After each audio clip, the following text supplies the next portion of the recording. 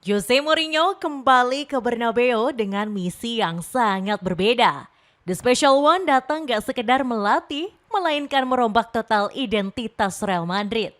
Musim lalu menjadi bencana besar untuk Los Blancos di bawah arahan sebelumnya. Pertahanan rapuh hingga kehilangan sosok jenderal lini tengah membuat Real Madrid harus puasa gelar selama 2 musim berturut-turut.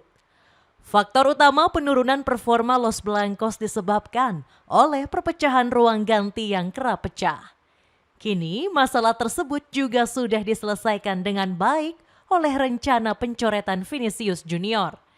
Kepindahan bintang asal Brasil ini ke Arsenal semakin besar setelah Los Blancos merekrut Ian Diomande.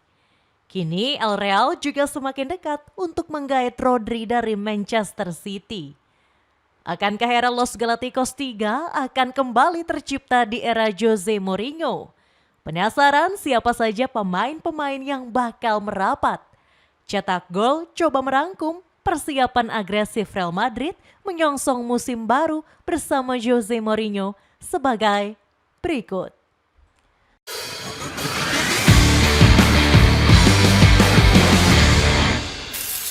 Berbenah besar-besaran hilangkan anak emas di dalam skuad.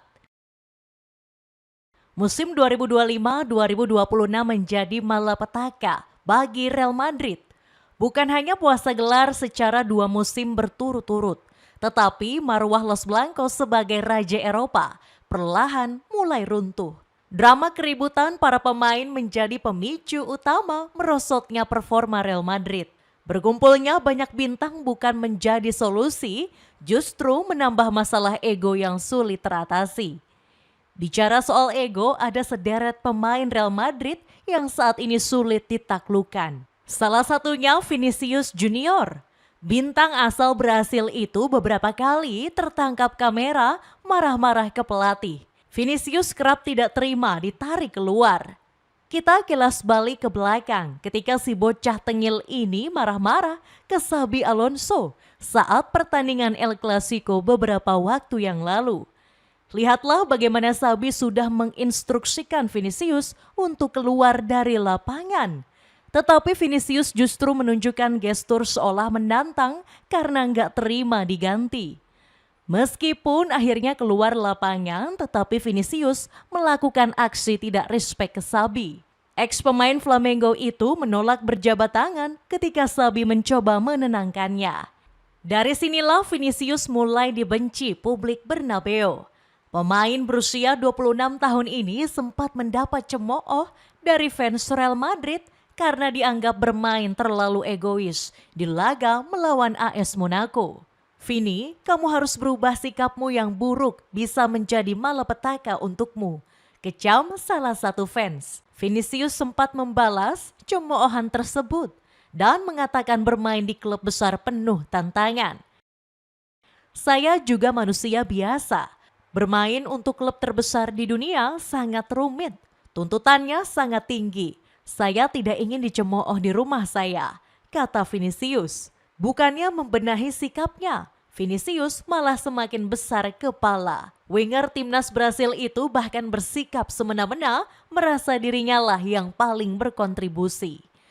Manajemen juga seolah sepakat dan membiarkan sikap besar kepala Vinicius. Kalau kita ibaratkan, pemain kelahiran São Gonçalo ini seperti anak emas klub yang sulit disingkirkan. Diego Simeone pernah mengutuk keras sikap buruk Vinicius. Pelatih Atletico Madrid ini memprediksi bahwasannya petualangannya di Real Madrid akan segera berakhir. Florentino Perez akan muak dan suatu saat nanti dirimu akan ditendang oleh Real Madrid. Ingat yang saya katakan, Florentino Perez akan mengusirmu, saya tidak berbohong, kata Simeone. Christophe Dugarry juga muak dengan tingkah Vinicius yang merasa paling bintang.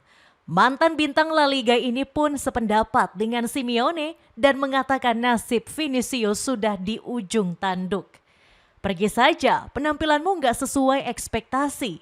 Kamu sering merasa bintang dan mengeluh tentang sesuatu.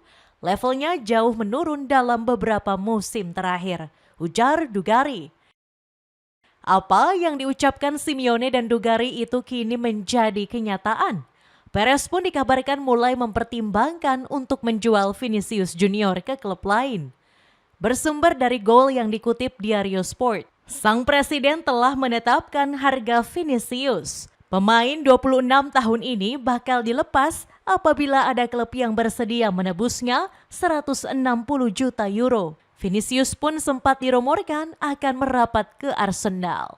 Manajemen The Gunners harus siap merogoh kocek yang fantastis, mengingat gajinya yang menyentuh 470 juta pounds per pekan. Namun Jose Mourinho menolak kepergian Vinicius dan mengindikasikan bakal bertahan. The Special One bersikukuh mempertahankan 3 bintangnya, seperti Vinicius, Mbappe, dan Bellingham. Namun peluang Mourinho melepas Vinicius pun masih sangat terbuka. Fabrizio Romano mengonfirmasi Real Madrid telah mendatangkan Yan Diomande seharga 100 juta euro. Jika jurnalis Italia ini memasang tagline "Here we go", maka itu adalah sebuah kebenaran. Kedatangan Diomande akan membuat posisi Vinicius Junior terancam. Secara gaya bermain, bintang berusia 19 tahun ini sama-sama beroperasi di area sayap. Besar kemungkinan Diomande didatangkan sebagai penerus gaya permainan Vinicius. Terlebih lagi kehadirannya di Bernabeu sudah nggak diinginkan oleh banyak pihak. Mewahnya lini tengah Real Madrid bersama Mourinho. Jika Vinicius benar-benar hengkang, masalah anak emas di kubu Real Madrid sudah terselesaikan. Akan tetapi bukan berarti Mourinho tidak mencari komposisi pemain yang tepat. The Special One pernah berkata masalah terbesar Real Madrid bukan hanya pemain yang egois, melainkan gak adanya jenderal lapangan tengah sejak Luka Modric dan Toni Kroos pergi. Rodri menjadi nama pemain pertama yang disebut-sebut bisa mengisi kekosongan tersebut. Peraih Ballon d'Or 2024 ini punya kemampuan mengontrol tempo permainan seperti yang dibutuhkan. Gak heran Mourinho pun mendesak Florentino Perez untuk merekrut bintang Manchester City ini. Bukan tanpa alasan, Rodri sendiri baru saja meraih gelar Piala Dunia 2026. FIFA bahkan menobatkannya sebagai pemain terbaik karena kontribusi vitalnya bersama La Furia Roja. Wajar jika Mourinho terpesona dengan kemampuan Rodri. The Special One sudah berandai-andai Rodri akan memimpin lini tengah Real Madrid yang selama ini menjadi masalah. Mourinho meminta Perez untuk memperjuangkan Rodri dan gak pelit dalam mengeluarkan saga transfer. Sejauh ini Manchester City memasang bandrol 100 juta euro atau 2 miliar rupiah. Tetapi Perez pun ragu mendatangkan Rodri mengingat usianya yang telah menginjak kepala 3. Belum lagi pemain kelahiran Madrid ini rawan absen panjang karena cedera. Namun Presiden Real Madrid itu bisa mengesampingkan resiko demi kebangkitan tim. Rodri bisa jadi gelandang jangkar yang mendikte ritme permainan dari posisi deep lying playmaker. Kemampuannya membaca permainan dan mendistribusikan bola ke seluruh area lapangan sangat mirip dengan apa yang pernah dilakukan oleh Kroos. Namun The Citizen bertekad mempertahankan Rodri dan gak mau lepas gelandang terbaiknya dalam kondisi apapun. Tetapi Rodri tetap ingin hengkang demi kembali ke kampung halamannya. Dia mengatakan bermain di Real Madrid merupakan sebuah impiannya sejak dahulu. Artinya mau sekuat apapun Manchester City mempertahankannya, jika Rodri ingin hengkang sulit untuk dicegah. Sebagai alternatif utama, Madrid mengincar Joao Neves dari PSG. Gelandang muda Portugal ini menjadi pemain yang dipersiapkan dalam daftar transfer Mourinho menurut laporan Kope. Neves punya profil yang mirip dengan Modric muda, cerdas, teknis, dan bisa bermain di berbagai posisi di lini tengah. Di usia 21 tahun ini, dia sudah jadi starter utama PSG dan timnas Portugal. Seandainya semua transfer terrealisasi, Real Madrid tentu punya lini tengah yang mewah.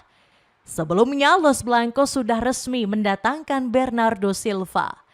Bernardo sendiri sangat piawai dalam mengatur tempo permainan.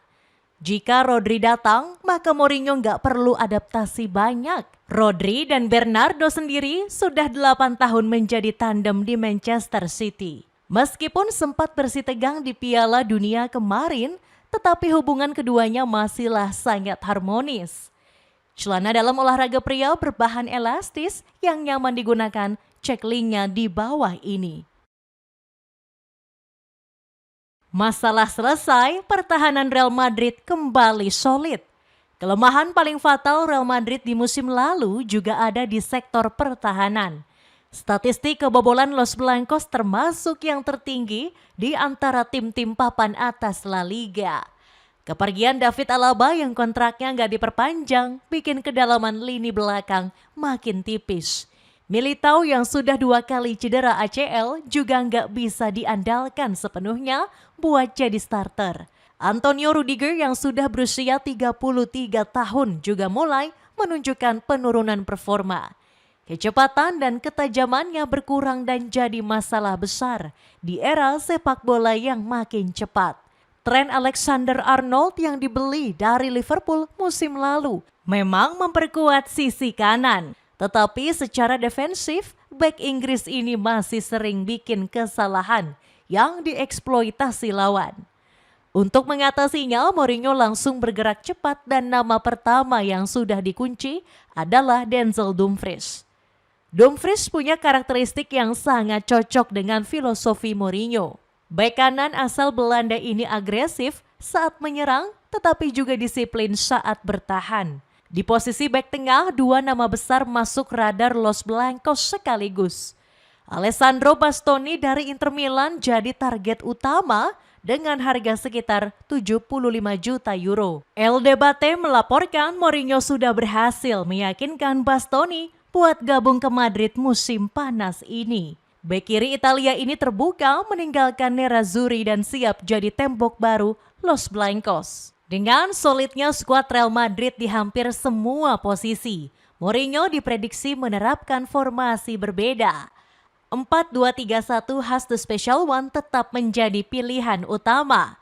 Thibaut Courtois diperkirakan masih akan menjadi kiper utama. Meskipun sempat cedera membela Belgia di Piala Dunia, kondisi Courtois perlahan mulai pulih dan membaik.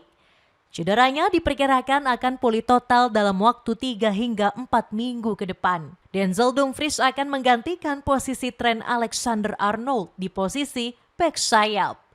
Arnold diperkirakan akan digeser ke posisi gelandang. Di bek tengah sudah pasti akan ditempati oleh Ibrahima Konate dan Alessandro Bastoni. Seandainya resmi merapat, di double pivot Rodri bersama Bernardo bakal menjadi tandem di lini tengah. Di posisi sayap kiri, Diomande akan menggantikan posisi Vinicius Junior bersama dengan Franco Mastantuono. Mourinho juga bisa beralih ke formasi 3-4-3. Fleksibilitas formasi ini yang bikin Mourinho sangat berbahaya karena dia bisa berubah sesuai lawan. Kalau semua target transfer ini berhasil didatangkan, Madrid musim depan bakal punya keseimbangan yang selama ini gak mereka miliki. Pertahanan yang selama hampir 2 musim menjadi masalah, kini telah hampir dipastikan selesai. Dari segi anggaran, Madrid masih punya ruang buat belanja besar berkat pendapatan komersial dan hak siar yang terus naik. Renovasi Bernabeu yang sudah selesai juga kasih tambahan revenue dari konser dan acara di stadion. Ditambah lagi, Mourinho juga punya pengalaman yang gak bisa dibantah. Jaket waterproof dari Triple F ini punya banyak pilihan warna buat jaga style kamu tetap kece waktu camping dan motoran. Cek linknya mumpung lagi diskon besar-besaran. Itulah ulasan persiapan agresif Real Madrid menyongsong musim baru bersama Jose Mourinho. Bagaimanakah pendapatmu? Apakah dengan skuad ini Real Madrid bisa berbicara banyak dan mengakhiri kutukan puasa gelar? Coba tulis pendapatmu di kolom komentar di bawah ini.